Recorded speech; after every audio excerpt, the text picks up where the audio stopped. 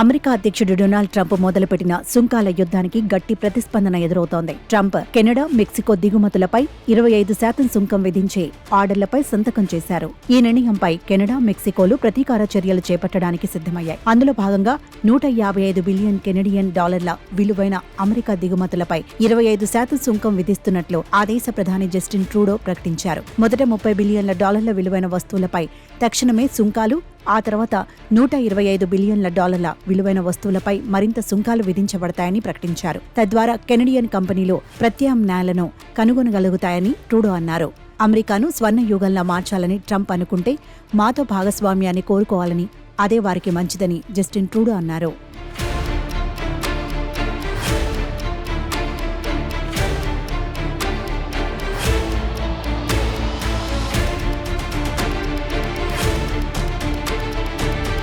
Mexico కూడా Canada బాటలోనే నడుస్తోంది. తాము కూడా అమెరికా దిగుమతులపై సుంకాలు విధిస్తామని ఆ దేశ అధ్యక్షురాలు క్లాడియా షెయిన్బామ్ పేర్కొన్నారు. డ్రగ్స్ అక్రమ రవాణా గ్రూపులతో తమ ప్రభుత్వానికి సంబంధాలు ఉన్నాయంటూ అమెరికా చేసిన ఆరోపణలను తీవ్రంగా ఖండిస్తున్నట్లు చెప్పారు. తమ ప్రభుత్వం 4 నెలల్లో 20 మిలియన్ డోస్ ఫెంటనిల్ సహా 40 టన్నులకు పైగా డ్రగ్స్ ను స్వాధీనం చేసుకుందని పేర్కొన్నారు. దాదాపు 10,000 మందిని అరెస్ట్ చేశామన్నారు షెయిన్బామ్. మెక్సికో ఎల్లప్పుడూ పొరుగు దేశాలతో సహకారం కోరుకుంటోందే తప్ప ఘర్షణ కాదని వివరించారు. మాదక ద్రవ్యాలను అరికట్టాలని అమెరికా ప్రభుత్వం నిర్ణయించుకుంటే అందుకు కలిసి పనిచేసేందుకు తాము సిద్ధంగా ఉన్నట్లు చెప్పారు. అధిక సుంకాలు విధిస్తే సమస్యలు పరిష్కారం కావని, మెక్సికన్ ప్రజల ప్రయోజనాలకు అనుగుణంగానే వారి ప్రభుత్వం చర్యలు తీసుకుంటుందని మెక్సికో అధ్యక్షురాలు షెయిన్బామ్ చెప్పారు.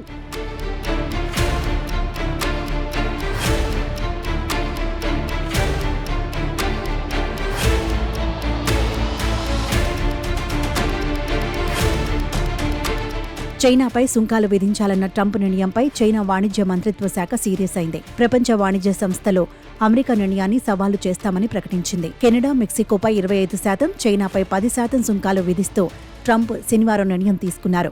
ఈ సుంకాలు ఈ మంగళవారం నుంచి అమల్లోకి వస్తాయి. దీనిని చైనా తీవ్రంగా వ్యతిరేకిస్తోంది. తమ దేశ ప్రయోజనాలు, హక్కులను కాపాడుకోవడానికి అవసరమైన చర్యలు తీసుకుంటామని చైనా పేర్కొంది.